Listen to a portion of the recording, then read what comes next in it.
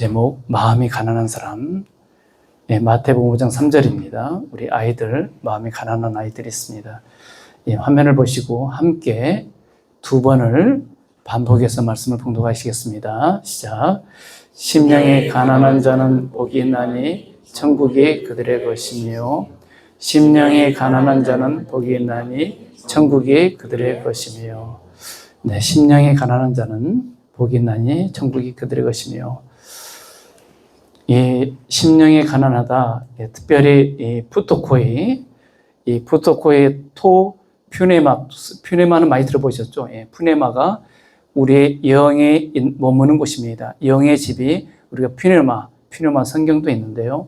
그런데 앞에 푸토코이라는 이 가난은 도저히 내 힘과 능력으로 해볼 수 없는 가난을 얘기를 하고 있는 것입니다. 오늘 예수님께서 산에 올라가셨습니다. 무리들이 따라갔습니다. 산에 올라간 무리들은 예수님께 배우고 예수님에게 인생을 건 사람들이었습니다. 우리도 살아가면서 누구에게 인생을 걸고 있습니까? 여기 계신 분들은 예수님께 인생을 걸고 여기까지 살아온 사람들인 것입니다. 유진 피터스 목사님은 오늘 본문을 이렇게 번역을 했습니다. 벼랑 끝에 서 있는 너희는 복이 있다. 너희가 작아질수록 하나님과 그분의 다스림은 커진다. 우리가 작아질수록 하나님께서 우리를 향한 다스림은 커진다고 얘기를 하고 있는 것입니다. 산상설교 말씀을 이제 시작합니다. 2년 전부터 시골에서 깊이 묵상을 했습니다. 은혜가 컸습니다. 얼마나 감사한지 모릅니다. 예수님께서 공생애를 시작하시고 나서 제일 먼저 했던 말씀이 마태복음 4장 17절에서 회개하라 천국에 갖고 왔다고 얘기를 했습니다. 그러고 나서 이 산상수훈의 말씀을 하는데 그 전에 온 갈릴리 땅을 다니면서 예수님께서 고치셨다고 마태복음 4장 27, 28절에서는 얘기를 하고 있습니다. 그러면서 주님께서 이제 너희들이 날 따르는 사람들, 우리가 크리스찬이라고 얘기를 하지 않습니까? 크리스찬은 우리나라 말로 무엇입니까? 예수를 따르는 자. 이걸 영어로 크리스찬이라고 얘기를 하고 있는 것입니다. 영어 전명사 찬에는 폼, 형태가 있는 것입니다. 우리가 살아가는 폼은 이제는 네 각자의 이름이 있지만은 예수의 폼을 가지고 살아가는 너희는 크리스찬이라는 의미인 것입니다. 자, 봐라, 보였지? 이제 행복이 무엇인지 내가 너희에게 가르쳐 주겠다. 너희는 반드시 너희의 마음을 쟁기질해야 된다고 얘기를 하고 있는 것입니다. 여러분 컴퓨터 많이 하시죠? 이 키가 무슨 키입니까? 딜리트 키입니다. 이것은 무엇인가를 삭제하고 버리는 것입니다. 이 삭제하다는 것은 무슨 뜻입니까? 화면에 표시된 문자를 지우는 것입니다. 파일 내에 저장된 기록을 제거하거나 기억 장치에서 프로그램을 지우는 것입니다. 이 삭제가 깎을 삭자, 버릴 죄인 것입니다. 삭제는 깎아서 버리는 것입니다. 이것은 무슨 뜻입니까? 형태를 없애버린다는 얘기입니다. 이제는 하나님 말씀이 우리에 들어올 때 내가 가지고 있던 옛날의 폼은 옛사람의 폼은 이제는 딜리트를 해라는 것입니다. 그리고 이제는 엔터 키를 키라는 것입니다. 이제는 하나님의 말씀을 너의 가장 심중에 마음에 들이라고 얘기를 하고 있는 것입니다. 여러분 마음이 무엇입니까? 마음은 영혼의 센터를 얘기를 하는 것입니다. 우리 사람의 내면에서 모든 감정과 성품, 의지의 엔진이 무엇입니까? 우리의 마음인 것입니다. 특별히 한국 사람들은 가난해서 그런지 몰라도 먹는다는 표현을 많이 쓰고 있습니다. 마음 먹기에 달렸다. 이런 얘기를 많이 씁니다. 우리가 마음에 무엇을 먹습니까? 우리가 마음에 좋은 것을 먹을 때 우리의 언어와 우리의 삶이 아름답게 빛나는 것입니다. 건강하려면 좋은 음식을 먹어야 됩니다. 저는 개인적으로 10년 넘게 다이아베트 당뇨를 앓고 있습니다. 오늘 또 에어컨이 물이 새가지고 에어컨에서 오셔가지고 아침에 땀을 한 바가지 제가 흘렸더니 저혈당이 와가지고 한참을 앉아있다가 회복을 했습니다. 그런데 당뇨에 감사합니다. 왜? 좋은 음식을 먹게끔 그리고 너의 삶을 절제하게끔 하나님께서 이 질병을 주셨기 때문에 또 이 또한 감사한 것입니다. 우리가 좋은 것을 먹을 때 우리가 건강하듯이 우리가 좋은 생각을 가질 때 우리의 마음도 우리의 삶도 건강해지는 것입니다. 그래서 미국의 심리학자 윌리엄 제임스는 생각을 심으면 행동을 거두고 행동을 심으면 습관을 거두고 습관을 심으면 성품을 거두고 성품을 심으면 운명을 거둔다고 얘기를 하고 있는 것입니다. 우리가 참나 마음이 상했다 이런 표현을 씁니다. 음식이 부패하듯이 우리 마음도 상해서 냄새를 풍긴다는 것입니다. 마음도 색깔이 있습니다. 상하고 부패한 마음을 간직하고 살아가는 사람들이 참 많습니다. 목사님, 그냥 참고 살아가요. 이 상한 마음을 방치한 채 살다 보니 각종 영혼의 질병, 마음의 병에, 육체의 병에 시달리고 있는 사람들이 참 많이 있는 것입니다. 그래서 에레미야 선지자는 이렇게 얘기했습니다. 만물보다 거짓되고 심히 부패한 것은 마음이라 누가 능히 이를 알리오마는. 가장 부패하기 쉬운 것이 우리 사람의 마음이라고 에레미야 선지자는 17장 9절에서 얘기를 하고 있는 것입니다. 마음의 부패하는 속도가 아침 저녁으로 조속으로 바뀌는 것이 아니라 소단위로 바뀌고 있다고 어느 성도님이 지난주 전화 상담에서 그렇게 얘기를 하고 있는 것입니다. 우리 모두 마음의 냉장고 한 대씩 우리 마음에 짊어지고 우리 마음이 부패하지 않도록 성령의 냉동고를 우리 영혼의 방에 설치를 해야 될 상황에 우리는 살아가고 있는 것입니다. 그래서 잠언 4장 23절에서는 이렇게 얘기를 하고 있습니다. 모든 지킬 만한 것 중에 더욱 내 마음을 지키라. 생명의 근원이 이에서 남이라. 특별히 우리가 생각해 볼 동사가 있습니다. 지키는 것입니다. 마음은 지키는 것입니다. 너희 마음을 모든 지켜야 될 것 중에서 가장 먼저 지켜야 될 것이 마음이라고 얘기를 하고 있는 것입니다. 하나님께서는 하나님의 자녀된 우리를 행복하게 살기를 원하시는 것입니다. 우리 민수기 6장의 축복, 하나님의 축복의 말씀이 있습니다. 여호와는 내게 복을 주시고 너를 지키시기를 원하며 여호와는 그 얼굴을 내게 비추사 은혜 베푸시기를 원하며 여호와는 그의 얼굴을 내게로 향하여 드사 평강 주시기를 원하노라. 하나님께서는 우리에게 복을 주시기를 원하십니다. 우리를 지키시기를 원하십니다. 우리에게 은혜 베푸시기를 원하십니다. 그리고 우리에게 평화를 주시기를 원하시는 분이 하나님 아버지인 것입니다. 하나님께서는 우리가 행복하고 그 복을 간직할 수 있는 원리들을 제시를 해주고 계십니다. 오늘 주님께서 산상수훈에서 말씀하실 때 여러분들이 복된 삶을 살려면 구별된 삶을 살아야 된다고 얘기를 하시는 것입니다. 모든 제품들은 차별화 전략, 이것에 모든 생명을 걸고 있습니다.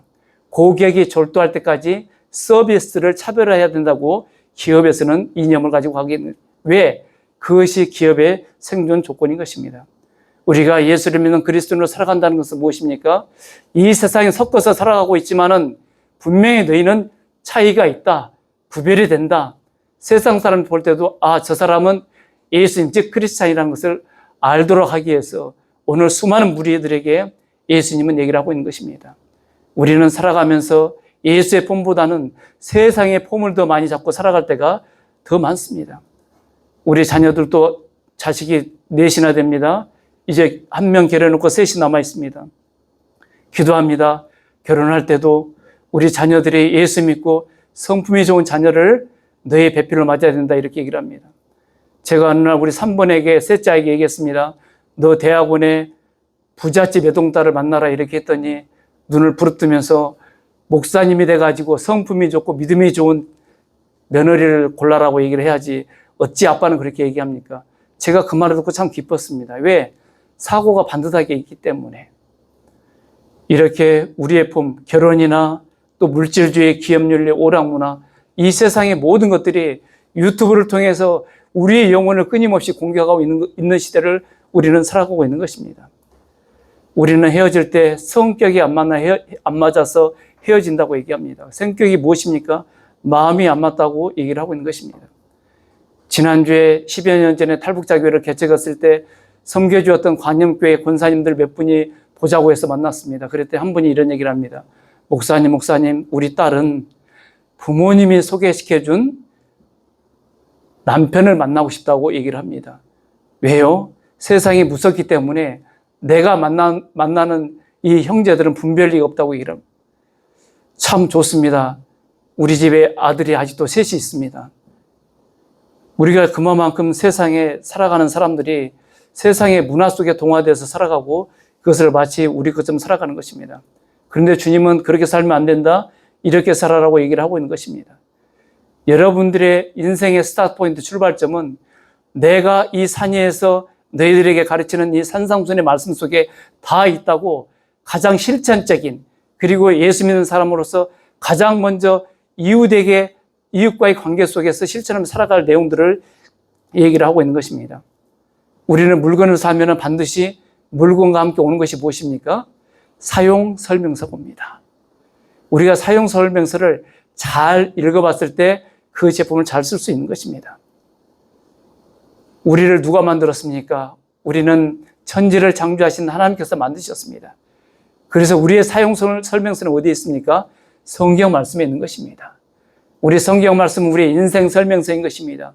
우리가 곁길로 갔을 때, 내가 깊은 환난 가운데 있을 때, 깊은 죄 가운데 있을 때 다시 한번 하나님의 말씀, 나를 만드신 창조주 하나님, 우리를 구원해 주신 예수 그리스도의 말씀을 통해서 내 심령을 다시 해라고, 다시 살펴보고 다시 주님 앞에 오라고 우리에게 사용 설명서를 주신 것입니다.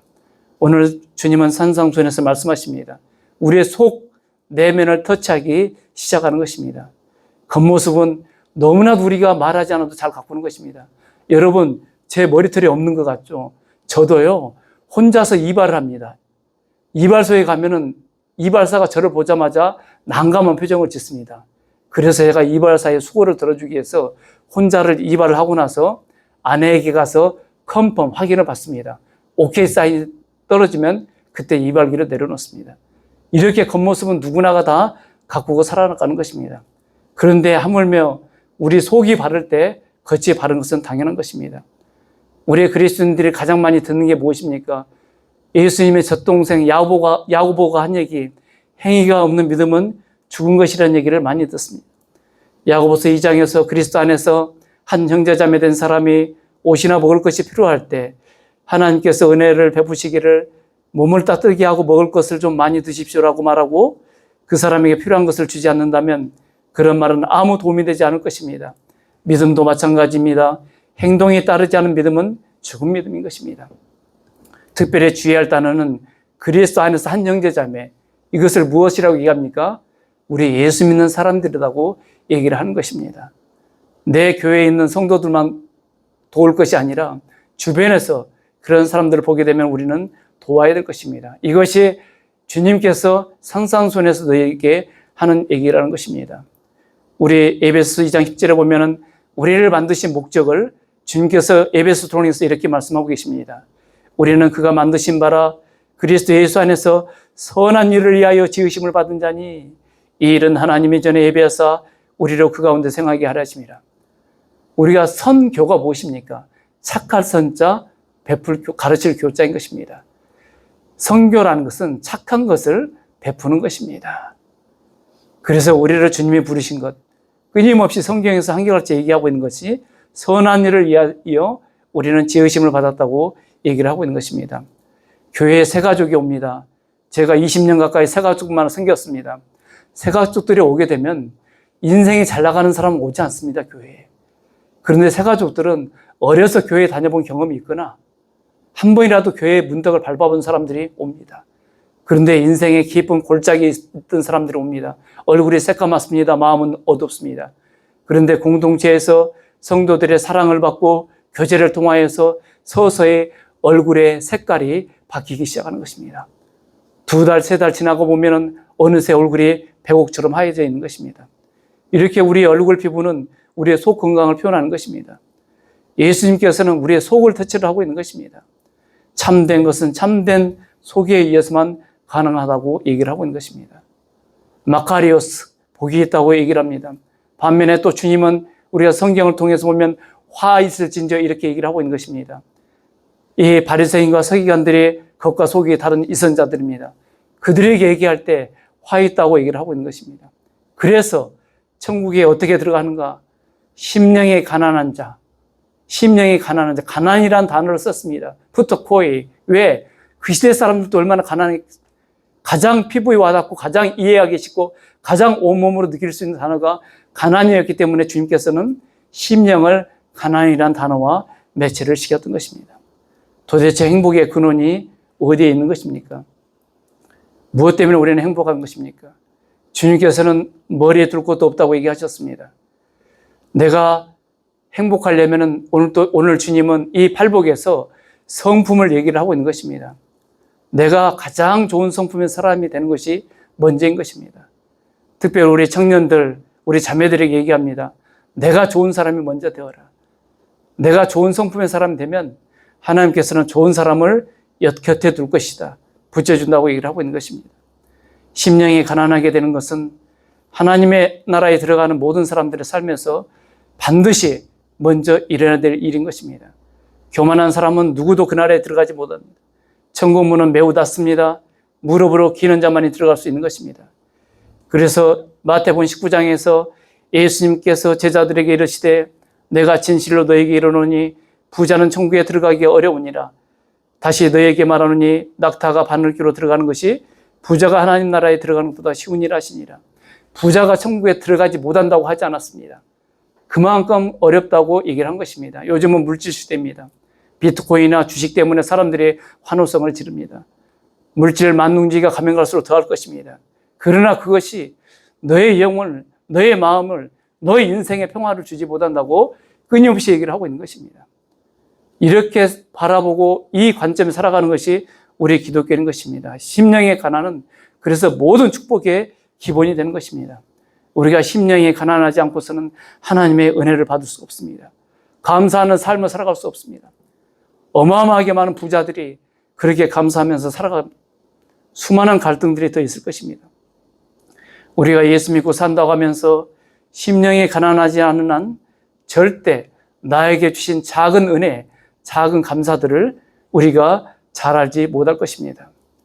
우리가 살아가면서 우리가 욕구와 우리가 절망에 빠졌을 때 얼마나 많습니까? 그럴 때는 우리가 하나님께 주신 선물보다는 내가 이런 상실감을 더 바라보며 살아갈 때가 너무 많은 것이 우리 자신인 것입니다. 그래서 교만하면 절대 하나님을 바라볼 수 없는 것입니다. 잠언 16장 5절에서는 무릇 마음이 교만한 자를 여호와께서 미워하시나니, 하나님께서 미워하시는 자는 마음이 교만한 자인 것입니다. 하나님께서는 비천한 자에게 은혜를 주십니다. 그래서 심령의 가난의 출발점은 무엇입니까? 바로 내가 늘 주님 앞에 나는 무능력합니다. 나는 아무것도 할 수 없습니다. 이럴 때 하나님께서는 우리에게 긍휼을 베풀어 주신 것입니다. 여기 우리 권사님들 지금도 이렇게 멋지신데 젊은 시절에는 얼마나 더 멋졌습니까? 얼마나 아름다웠습니까? 정말 우리 젊은이들은 패기있고 영민하고 세상 말로 본때가 장렬한 삶을 살았을 것입니다. 저도 84년도 군대 입대하기 전에는 제가 사진을 보니까 쌍가르마를 탄 머리였습니다. 제 청바지에서는 빛이 떠난 적이 없었습니다.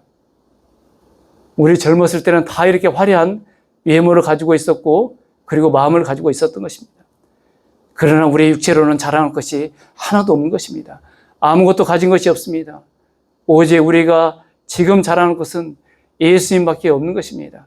예수님이 십자가만을 자랑할 것이 없는 것입니다. 심령이 가난하다는 뜻은 정확히 무엇일까요? 사람들은 그렇습니다. 물질적으로 가난하면 마음도 가난하지 않습니까? 이렇게 얘기를 합니다. 그러나 하나님께서는 시편 37편 25절에서도 내가 어려서부터 늙기까지 의인이 버림을 당하거나 그의 자손이 걸식감을 보지 못하였도다. 예수를 잘 믿고 믿음 안에 살아가는 사람들이 걸식하는 거린을 보지 못했다고 이렇게 다윗은 시편에서 얘기를 하고 있는 것입니다. 그럼 도대체 어떤 가난을 말하고 있을까요? 이것은 우리의 영적 가난을 얘기하는 것입니다. 물질로는 풍부하지만은 영혼이 텅 비고 공허한 사람들이 이 세상에 얼마나 많이 있습니까? 제가 다시 목회를 시작하니까 저에게 상담 요청을 하고 기도 요청을 하신 분들은 가난한 사람 없습니다. 물질적으로는 굉장히 부유합니다. 그러나 그 나머지 상황들이 인간의 힘으로는 어찌할 수 없는 상황에 있는 사람들이 저에게 중보 기도를 부탁을 하는 것입니다. 우리가 스스로 우리 자신을 구원할 수 있습니까? 과학 문명이 발달하고 지금 AI니 제미나이니 얼마나 이런 시대를 살아갑니까? 그러나 우리 생명에 필요한 혈액을 만들 수 있습니까? 공기를 만들 수 있습니까? 심장을 만들 수 있습니까? 중요한 우리 생명에 직결된 어떤 것도 우리는 아무것도 만들 수 없는 무능력한 존재들인 것입니다. 이렇게 주님, 저는 완전히 무능력합니다. 전적으로 하나님의 은혜만을 의존해 살아갑니다. 이것이 바로 가난한 상태를 얘기를 하고 있는 것입니다. 에베소서 3장 16절에는 하나님께서 크신 영광인데 성령을 통해 그 능력으로 우리의 속사람을 튼튼하게 한다고 얘기를 하고 있는 것입니다. 하나님은 우리의 속사람을 늘 튼튼하게 하기를 원하는 것입니다. 우리의 겉사람을 가꾸는 것은 우리는 충분히 잘 가꿀 줄 압니다. 그러나 우리의 속사람을 가꾸기 위해서는 우리의 노력이 필요한 것입니다. 고린도 4장 16절에 겉사람 부패하나 속사람 날로 강건해진다고 얘기합니다. 나이가 60이 넘어가니까 겉모습보다는 늘 내면을 더 바라보게 되어서 하나님께 감사하면서 살아가고 있는 것입니다. 왜? 내면의 아름다움이 겉으로 드러나기 때문인 것입니다. 시편 66편 2절에서는 주님의 말씀이시다. 나의 손이 이 모든 것을 지었으며 이 모든 것이 나의 것이다. 겸손한 사람, 회개하는 사람, 나를 경외하고 복종하는 사람, 바로 이런 사람을 내가 좋아한다. 하나님께서 내가 좋아하는 사람의 특징을 이렇게 얘기를 했던 것입니다. 하나님께서는 이 세상의 모든 피조물과 인간을 지으신 분, 그런데 우리의 마음이 우리의 욕심에 이끌려서 어떻게 됐습니까? 이제는 하나님을 떠나게 된 것입니다. 그래서 다시 예수 그리스도를 이 땅에 보내셔서 그 많은 무리들에게 이제는 얘기를 하고 있는 것입니다. 그 땅에 예수님께 산상수훈을 말씀하시는 그 산이 거기에 모인 무리들에게는 변화산인 것입니다. 우리는 주일마다 예배 장소에 갑니다. 교회 갑니다.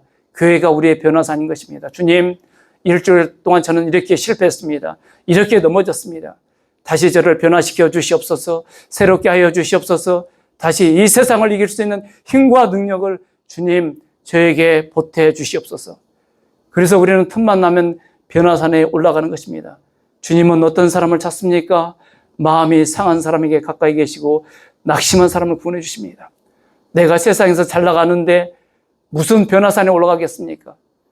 그러나 세상에서 내가 형통할지라도 날마다 주님을 찬양하며 오늘 또 내일 또 모레도 나의 생명의 주인이신 하나님을 노래하고 살아가는 저와 여러분들은 얼마나 복된 사람인지 모르는 것입니다. 그래서 형통할 때 더욱더 주님 앞에 무릎을 꿇어야 될 것입니다. 하나님께서 원하시는 제물은 찢겨진 심령입니다. 오 하나님, 주님은 찢겨지고 짓밟힌 마음을 멸시하지 않으신다고 시편 51절 17절에서 얘기를 하고 있는 것입니다. 우리는 매주일 고백의 시간에 주님 내 심령을 가난하게 해달라고, 불쌍히 여겨달라고, 그리고 무너진 마음을 새롭게 해달라고 간청하는 기도를 드립니다. 이렇게 심령이 가난한 자는 자만심이 없는 사람인 것입니다. 마음을 비우는 것이 심령의 가난입니다.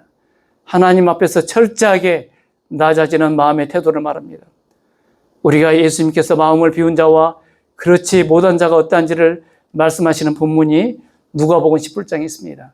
우리가 바리새인과 세리의 기도를 잘 알고 있습니다. 공교롭게도 두 사람이 똑같은 시간대에 성전으로 기도하러 갔습니다. 바리새인은 마음속으로 다른 사람보다 하나님을 더 잘 지킨다는 자부심을 갖고 있었습니다. 주위 사람들 보기에도 율법을 철저하게 지켰습니다. 거룩한 생활한다는 평가를 받았습니다. 바리새인 돈도 많았습니다. 한편 세리는 어떤 사람이었습니까? 매국노입니다. 동족을 팔아먹는 파렴치한 존재였습니다. 그러나 세리도 돈은 많았습니다. 이 두 사람이 함께 성전에 들어갔습니다. 바리새인은 자신만만하게 성전 맨 앞자리에 갔습니다. 그리고 이 그림처럼 손을 번쩍 들고 머리를 쳐들고 눈을 뜨고 기도하기 시작했습니다. 하나님, 저는 다른 사람 즉 사기꾼, 죄인, 간음을 행하는 자와 같지 않고 이 세리와 같지 않은 것에 감사를 드립니다. 저는 일주일에 2번씩 금식하며 모든 수입의 12월절을 바칩니다. 예수님께서는 이런 사람들을 뭐라고 부릅니까? 마음이 부한 자라고 얘기를 합니다. 심령이 부한 자는 심령에 무엇인가를 가득 담고 있는 사람인 것입니다. 그런 사람은 하나님 앞에 나에게는 이런 것이 있습니다. 자꾸 자기를 자랑하고 싶어 합니다. C.S. 루이스는 이런 사람을 이렇게 얘기했습니다. 신앙생활을 하면서 우리 자신을 다른 사람과 비교할 때 내가 좀 더 선하다, 좀 더 낫다, 좀 더 거룩하다는 생각이 들 때마다 우리는 하나님의 지배를 받지 않고 악마의 지배를 받아서 행동하는 사람이다. 왜냐하면 그런 마음의 태도는 영적 교만이라고 하나님이 선언하셨기 때문이다. 하나님을 철저하게 대적하는 마음의 상태가 교만인 것입니다. 마음에 무엇인가를 가득 담고 하나님 앞에 나아가는 자세가 교만인 것입니다. 반면에 세리는 어떻게 기도를 했습니까? 눈을 들어 하늘을 보리지도 못했습니다. 저 그림을 보십시오. 다만 가슴을 치면서 말했습니다. 하나님, 이 죄인을 불쌍히 여겨주시옵소서. 하나님, 불쌍히 여기소서. 나는 죄인이로소이다. 이게 세리의 기도였던 것입니다. 하나님 앞에 드릴 것이 없습니다. 자랑할 것이 없습니다. 내가 가진 모든 것 아무것도 없습니다. 자기를 철저하게 세리는 낮췄던 것입니다. 이렇게 심령이 가난한 자에게 복이 있다고 얘기를 하고 있는 것입니다. 이 진리는 산상설교 말씀에만 있지 않습니다. 예수님의 동생 야고보는 4장 10절에서 주님 앞에서 스스로를 낮추면 주님께서 여러분을 높이실 것이다. 우리가 세상에서 나를 높일 필요가 없습니다. 세상은 자기를 주장하라, 자기를 자랑하라, 네가 좋은 자리를 차지하라고 말합니다. 그러나 하나님께서는 너의 연약함을 인정할 때, 내가 아무것도 아님을 인정할 때 그것이 끝이 아니라고 말씀하고 계시는 것입니다. 인간의 끝은 하나님의 시작이란 말을 우리들은 많이 듣습니다. 성경에서 무릇 사람이 할 수 없는 것을 하나님은 할 수 있다고 누가복음 18장에서도 얘기를 하고 있는 것입니다. 내 능력의 한계가 곧 하나님의 능력의 출발점인 것입니다. 그러나 인생 60년 살아오면서 인생을 복기로 보면 늘 나의 힘으로 나의 능력으로 살아왔던 삶이었음을 주님 앞에 고백하는 것입니다. 이 진리를 좀 더 젊었을 때 알았더라면 훨씬 더 하나님께 귀한 삶을 올려드렸을 때 이런 생각을 할 때가 한두 번이 아닌 것입니다. 그래서 심령의 가난은 곧 영적의 가난인 것입니다. 어디 우리뿐입니까? 이스라엘 백성들을 생각해 보십시오. 모세가 시내산에 올라가서 십계명을 받을 그 시간에조차도 아론은 이스라엘 백성들과 함께 금송아지를 만들어서 숭배를 했던 것입니다. 오늘 산상순의 산 위에서 주님께서 수많은 무리들에게 얘기를 하고 계십니다. 하늘에서 이 산 위에서 가르치는 예수의 말씀은 하늘의 법, 천법을 얘기하고 있는 것입니다. 우리는 지금 이 말씀을 2000년 이후에 듣고 있습니다. 그러나 우리가 이대로 다 행할 수 있습니까? 절대 그렇지 못합니다. 그렇기 때문에 우리는 성령님의 능력으로 예수 그리스도에 의지하여 주님, 우리가 아버지 하나님을 열망하며 살아갈 수 있도록 날마다 우리를 도와주세요 하고 간청하고 바라는 것입니다. 늘 겸손하게 우리 죄를 뉘우치고 고백하며 우리의 실패를 주님 앞에 내어놓을 때 하나님께서는 우리를 새롭게 해주실 것입니다. 주님께서는 이 산상순에 말씀하시면서 율법보다도 더 높은 기준을 제시를 하고 계시는 것을 우리는 성경을 통해서 봅니다. 마태복음 5장 48절에서 하늘에 계신 너희 아버지가 완전하신 것처럼 너희도 완전하도록 하여라.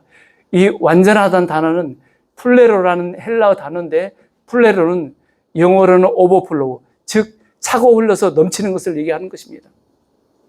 우리의 완전함이 세상 사람들이 볼 때 그냥 눈에 보이게끔 마치 컵에서 물이 줄줄 흘러가는 처럼 너희들의 선한 마음이 세상 사람들에게 그렇게 비춰야 된다고 얘기를 하는 것이 너희 아버지가 완전한 것처럼 너희도 완전하도록 하여라, 이 의미인 것입니다. 또한 너희 의가 율법학자들이나 바리새파 사람보다 훨씬 낫지 않으면 하늘나라에 들어가지 못할 것이다. 율법학자 바리새 이 사람들의 특징이 무엇입니까? 구제, 금식, 기도, 이 세 가지를 철저하게 지킨 사람들인 것입니다. 그러나 그것이 너희를 구원해 주지 못한다고 얘기를 하고 있는 것입니다. 우리의 힘으로는 산상설교의 말씀대로 살아갈 수가 없는 것입니다. 그래서 바울은 율법의 기능을 뭐라고 했습니까? 죄를 깨닫게 해준다고 얘기를 했습니다. 그러므로 말미암아 죄를 너희들이 깨닫고 그 죄에서 구원해 주실 이는 오직 예수 그리스도 한 분뿐이라고, 그래서 너희가 예수 그리스도를 믿음으로 믿음에 이르게 한다고 바울이 얘기를 하고 있는 것입니다. 그렇다면 우리의 마음이 가난해지면 어떤 삶을 살아야 될까요? 우리가 가난하게 될 때 천국이 너희의 것이라고 얘기를 합니다. 제가 오늘 이 본문의 말씀을 마음이 가난한 사람에서 어린아이 4명 사진을 갖다 첨부했습니다. 저는 제 마음이 혼탁해질 때, 좀 어려워질 때마다 놀이터를 자주 갑니다. 놀이터에서 어린아이들 노는 모습을 봅니다. 저쪽에 대저동에 미국에서 후원을 받아가지고 세운 놀이터가, 큰 놀이터가 있습니다. 거기에 가면은 해거름판에 가면 한 100명의 아이들이 놀고 있습니다. 그 아이들이 노는 모습을 보면서 예수님께서 너의 천국은 내 마음속에 있다라는 누가복음 11장의 말씀을 끊임없이 그 아이들을 통해서 보게 되는 것입니다. 하나님 나라가 너희 가운데 있다는 것이 무엇입니까? 너희 마음에 있다는 것입니다. 그래서 천국은 우리가 어린아이였을 때, 청년이었을 때, 장년이었을 때, 노년이었을 때 너희 전 세대에 걸쳐서 너희 마음속에 항상 존재하는, 내 현재 속에 존재하는 것이 천국이라는 것입니다. 우리가 죽어서 내세 가는 것이 아니라 이 땅에서부터 주님은 천국을 얘기를 하고 있는 것입니다. 이제 말씀을 적용해 보겠습니다. 우리가 심령이 가난해진 법 원리 3가지가 있습니다. 첫째는 절대 혼자 해보려 하지 마십시오. 얼마나 중세 수원에 많은 사람들이 들어갔습니까? 그 사람들이 행복했을까요? 세상과 단절한다고 절대 행복이 넘치지 않은 것입니다. 우리가 늘 하나님께 초점이 맞을 때, 우리의 시선이 주님만을 향할 때 이 세상은 희미하게 보이는 것입니다. 우리가 초점을 맞추는 장소가 어디입니까? 우리가 예배드리는 교회인 것입니다. 또 예수를 잘 믿고 살아가는 그리스도인들이 내 믿음의 초점의 돋보기인 것입니다. 그분들의 믿음을 나에게 갖다 들이대는 것입니다. 그래서 그분의 믿음을 빌려서 내가 다시 한번 내 믿음을 점검해 보는 것입니다. 그래서 공동체가 굉장히 중요한 것입니다. 공동체야말로 우리의 연약한 믿음을 함께 힘을 내서 이 땅의 순례의 길을, 이 땅의 소풍의 길을 잘 갈 수 있는 힘을 주고 에너지를 주는 곳이 공동체인 것입니다. 그래서 저와 여러분들은 늘 내가 섬기는 소속한 공동체를 위해서 끊임없이 기도를 해야 될 것입니다. 우리 성도들 간의 교제 속에서 우리는 하나님의 성품을 개발하고 발견하게 되는 것입니다. 그래서 영성은 이로부터 오는 것도 있지만은 내 주변에 있는 사람들을 통해서 오는 영성이 훨씬 더 강한 것입니다. 그래서 이것을 우리는 뭐라고 그럽니까? 간증이라고 얘기를 합니다. 내 속에 역사하신 하나님의 사랑과 하나님의 책짓질을 내가 많은 사람들에서 나눔으로 말미암아 저 사람의 신앙의 사례가 내 것이 되는 것입니다.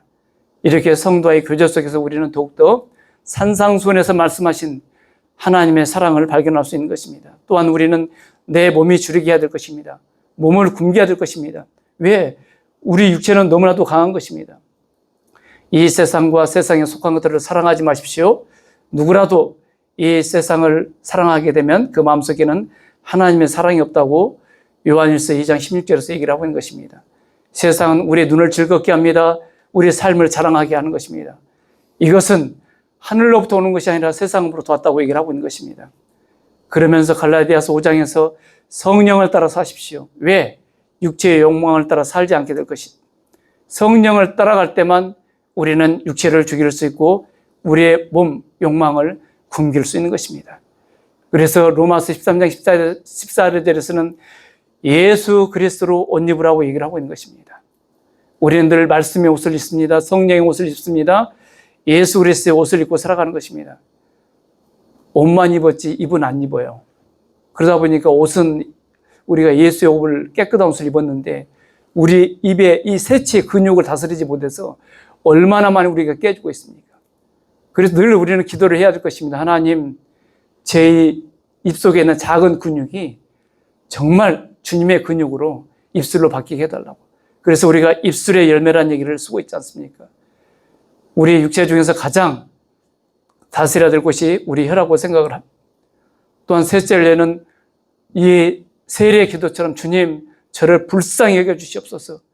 하나님의 나를 불쌍히 여겨주시옵소서. 불쌍히 여겨달라고 하나님께 기도하는데 하나님께서 당신의 백성들을 외면하시겠습니까? 절대 그렇지 않습니다.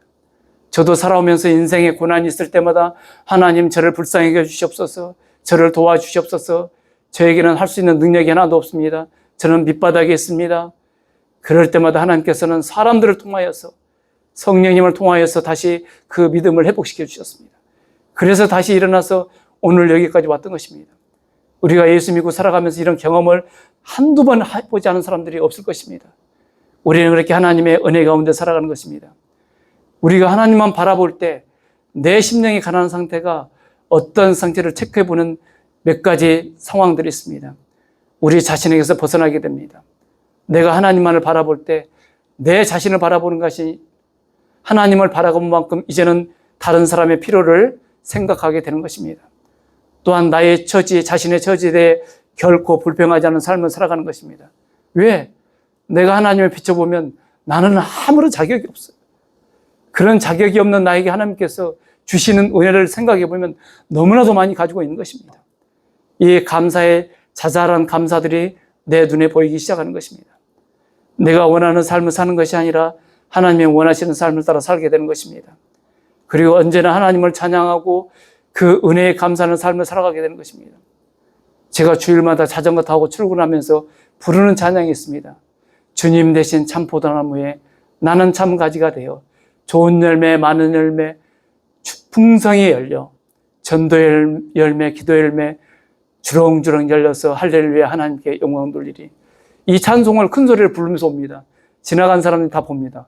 참 저 사람 양복 입고 모자 쓰고 자전거 타고 가면서. 그런데 너무 행복합니다. 왜? 저 사람이 어디 교회 가나 보다. 세상 사람들은 볼 것 아닙니까? 주일날은 그분이 혹시 실족한 성도라면 나도 다시 믿음을 회복해야겠다. 나도 다시 교회 가야겠다. 예배드리러 가야겠다. 이런 생각을 갖지 않겠습니까?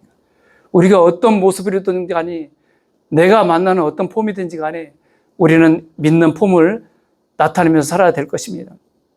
사도 바울은 로마서 14장 17절에서 하나님의 나라는 먹는 일이나 마시는 일이 아니라 성령 안에서 누리는 의와 평강과 기쁨입니다.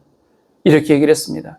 우리가 값비싸고 귀한 음식을 날마다 실컷 먹고 큰 저택에 산다고 우리가 얼마나 천국을 맛볼 수 있습니까? 천국은 예수 그리스도를 마음에 모신 성령의 심령에 임하는 것입니다. 주님의 내 가운데 임재하심으로 말미암아 이 세상에 줄 수 없는 평강이 우리에게 임하는 것입니다. 우리가 세상 쾌락에 의지할 때 느끼는 평강은 주님이 주신 평강하고는 비교할 수가 없는 것입니다. 오직 예수님께서 마음을 주실 때만 우리는 누리는 천국인 것입니다. 오늘처럼 주일 아침 예배드릴 때 얼마나 행복하십니까? 더군다나 이런 작은 개척교회 오셔가지고 함께 주님 말씀을 듣고 찬양하고 예배드리는 것이 얼마나 귀한 복이십니까? 저는 우리 교회 와서 이렇게 예배드리시는 성도님들을 메가톤급 믿음이라고 제가 말씀을 드립니다. 누가 큰 교회 가서 봄나게 밴드가 짱짱하고 이런 데서 예배드리지 정말 이런 작은 교회 와서 예배드리는 사람 찾아보기 드문 것입니다. 그러나 이 예배 시간을 통하여서 다시 말씀을 듣습니다. 우리 병든 우리의 영과 육을 주님께서 치료하실 것입니다. 먼저 우리의 마음을 비우시고 예수님이 다스리는 천국의 행복을 다시 한번 우리에게 생각나게 해주실 것입니다. 예전에는 60년대, 70년대 물질되고 가난했습니다. 교회 가서 오직 예수님만을 찬양했습니다. 주님만을 노래하고 기도했습니다. 그런데 지금 우리는 물질이 넘칩니다. 그래서 우리는 이 시대 가운데 주님 영적 가난을 달라고 자발적으로 주님 앞에 초청을 해야 될 것입니다. 아버지 하나님, 내 영혼을 가난하게 하여 주시옵소서. 내 영혼이 가난할 때 하나님께서 우리에게 들어올 자리가 있는 것입니다. 우리가 심령이 가난한 자는 복이 있나니 천국이 그들의 것입니다. 날마다 마음이 가난함으로 말미암아 우리의 마음 가운데 부유하신 하나님이 우리의 마음을 지배하고 우리의 삶을 더 풍성하게 해주시는 은혜가 우리 모두에게 있기를 간절히 축원드립니다. 아멘. 다 함께